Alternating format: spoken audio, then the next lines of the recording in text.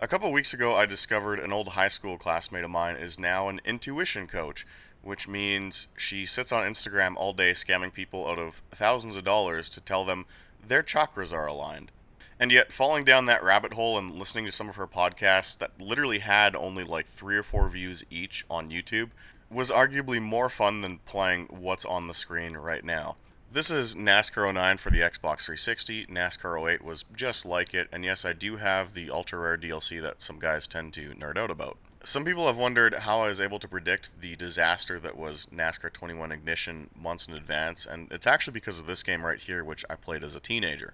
Just like NASCAR 21 Ignition, NASCAR '09 was built on a derivative of the ISI motor engine, which powers many popular racing simulators. Just like 21 Ignition, it was used as a back of the box selling point that this game is somehow more serious than any NASCAR game that came before it. And just like Ignition, this game was an unfinished mess. However, unlike Ignition, it had a huge following. The reason for that is the time in which this game came out. In the summer of 2008, iRacing was just not a thing yet. I believe they were still in closed beta, and it would be a couple years until major NASCAR content even got added to the sim. So to simplify things, iRacing just doesn't exist yet. As for games like NASCAR Racing 2003 season or the original R Factor, again, keep in mind the time frame this game was released. Halo 3 and Call of Duty 4 just came out a few months earlier. The Xbox 360 is the biggest gaming console in the world. Nobody has a gaming PC. The idea of even having a gaming PC is not something that would gain traction for like another 5 to 6 years. So these conditions meant that as long as you had half decent custom lobby options for online racing, you could release a buggy, unfinished NASCAR game, and thousands of people would still play it every night. And it's pretty incredible to me that that many people put up with this game night in and night out for years, because just turning laps on it in 2022, this game is awful. I'm playing this with the Xbox 360 wireless speed wheel. Do a quick Google search if you want to know what that is. It's essentially Nintendo Wii style motion controls, although you do have an analog throttle and brake trigger, so that side of things is taken care of. Now, in Googling this, you're probably wondering, don't your arms get tired from using a wireless wheel like this and having to hold it out in front of you? Actually, no. What I do is I sit on my sofa with like a thick pillow on top of me, and I just rest my hands and my arms on top of the pillow. And that's really the whole juxtaposition of this video. The gimmicky motion controller I'm using to drive the car is way better than it has any business being. The hardcore racing sim itself that I'm attempting to play is awful. As you can probably tell by what's on the screen, this game attempts to simulate the 2008 NASCAR Sprint Cup Series season with the disgusting Car Tomorrow wing and splitter included.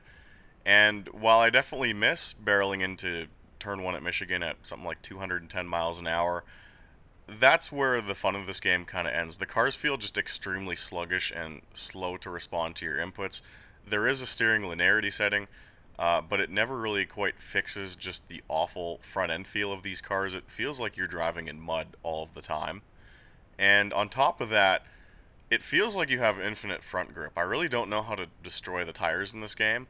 It feels like turning more, just turn the car more. So they've basically given you indestructible tires that, aside from the lap time slowly falling off, don't really wear and don't really reduce any grip. But the car itself feels like it weighs 8,000 pounds as opposed to 3,400. It's at least tolerable on this wireless speed wheel and feels kind of like a racing sim that just isn't very good. But on an Xbox 360 controller, which is how most people played this game back in the day, it was abysmal. Anyways, qualifying at Michigan has ended, and we are on the pole. I'm running this on the hardest difficulty with no adaptive strength because that's how you get the maximum reputation modifier, and already we're running into problems. Check the time scrolling across the screen at the top. I put down like a 37.3 in qualifying, and Dale Jr., the next fastest car, he puts down a 38.2. The AI is a second off pace at one of the easiest tracks in the game. So I have a theory as to why this is.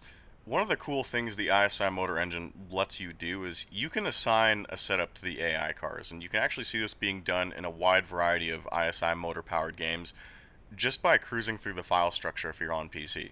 In short, you can assign a custom car setup to the AI for every individual track in the game. So if you have, let's say, F1 Challenge 99 to 02 installed, you can see that the AI is running a different setup at Monaco than they are at Montreal. Different downforce levels, different gear ratios, different tire pressures, all that stuff. Now, if you noticed just before I went out for qualifying here, you had two preset setup options, a rookie setup and a veteran setup. Part of me believes that EA didn't believe people would be ripping around the track this quickly because it was 2008 and most people were playing this game with an Xbox 360 controller. So they assigned the rookie setup to all the AI cars, even on the hardest difficulty. They probably should have assigned the veteran setup instead because, as you can see just in the opening laps here and me periodically looking behind me, I am killing the AI cars. They are 10 to 15 miles an hour off pace everywhere on the racetrack. EA either intentionally didn't assign them the veteran setup because they didn't think people would be driving this game this quickly, or they just fucked up and forgot.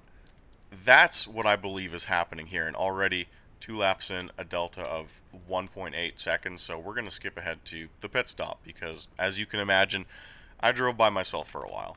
My chakras were aligned and I was flying. Anyway, pretty standard pit stop sequence for a NASCAR console game. You get a list of options you can select from. The game drives your car for you, and then you're treated to a cinematic sequence of the crew servicing your car. What's really interesting, this game has the same pit stop bug as NASCAR 21 Ignition.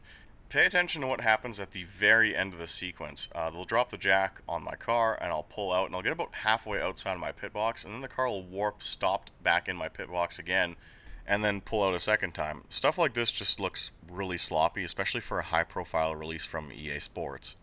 It also put me in the wrong camera view, as you can see. For whatever reason it switched to roof cam as I was cruising down pit lane, but then right at the pit exit cone it switched back to cockpit, and stuff like that again is just sloppy.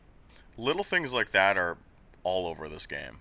Even as a teenager, I remember stuff like that just bothering me and feeling like I'd gotten ripped off, because you guys gotta think, we're only 4 or 5 years removed from games like Thunder 04 and Chase for the Cup 2005. Those games were still fresh in our minds, and this was just depressing. Speaking of depressing, catching the AI cars now, this really shows you the speed disparity between the player and the AI pack. First of all, they're train tracking, they're stuck in these two rigid lines, don't know how to pass each other, and like speed-wise, I'm anywhere from 15 to 20 mile an hour faster than them anywhere. I'm going to let the last 10 laps of this race play out for you guys in real time to show just how soulless the offline racing experience was. This might have actually been worse than NASCAR 21 Ignition because the AI just don't have any balls at all. Everything about this game is just this weird stock car racing purgatory, and this even extends to the game's color palette. You probably can't notice because I'm filming my TV like a jabroni, but if you Google screenshots of this game, EA's put a gray color filter over literally everything, which makes even races taking place in sunny afternoon conditions feel like overcast conditions. So instead of thinking about how awesome NASCAR racing is, I instead think about depressing things like how fucked up COVID was. So because nothing is actually happening in this race, let's talk about that. With everything I'm about to say, keep in mind I do live in Alberta. Most of my friends are tradesmen and concrete workers and landscapers and trailer mechanics. A flu does not scare them, so we continued to assemble more so during COVID than we did normally when everything was open. We had probably more illegal Halo nights than you could count, and if it was nice outside, we'd often just go get stoned and walk around the neighborhood for hours. We actually got to the point where we would all pile in a car and just go to a different neighborhood or even go downtown and just explore because literally nobody else was outside. 2020 was also the first year Lime scooters appeared in my city, but we discovered really quickly that you could only ride them within a very small zone, otherwise a speed limiter would activate. 20 minutes later we found out that, hey, if you buy the Lime charging kit and bring them back to your house to charge them, it deactivates the speed limiter and you can just ride them anywhere full throttle. So we'd start most evenings by throwing however many Lime scooters we needed into the back of somebody's truck, charging them at a buddy's house, and then riding them around the neighborhood unrestricted for like 3 to 4 hours. What I found really interesting about our night walks and our Lime scooter adventures is that for the volume of police we tended to see every single night who made eye contact with us and drove by us a few times, we were never stopped or confronted. The news was pretty hellbent on telling us that, hey, if you leave the house for unnecessary reasons, you're probably going to get fined or sent to jail. But instead, it kind of turned life into a Soviet Union simulator for a while. For example, for a period of time, organized sports were just stopped. Like, they were not allowed by our government. And my buddies all play men's league hockey, so all they did was just pay off the custodian of a local hockey rink to let them in after hours and continue to play hockey. There was also a period where the NHL season resumed, but bars and restaurants weren't allowed to be opened yet. All we did was just sneak in the back door that the kitchen staff used. We'd be told to just park down the street and that the front doors would be locked and the front windows would be blacked out, but you were still more than welcome to come watch the game and order as normal. This is one of the benefits of being a regular at your local sports bar and the staff getting to know you and potentially getting your number. You get texted about things like this. So while my life was completely unaffected by the lockdowns because A, I was already working from home, and B, my group of friends were kind of embracing the idea that like, hey, like we had to sneak around to see each other and this is kind of cool and we have to be like creative about this.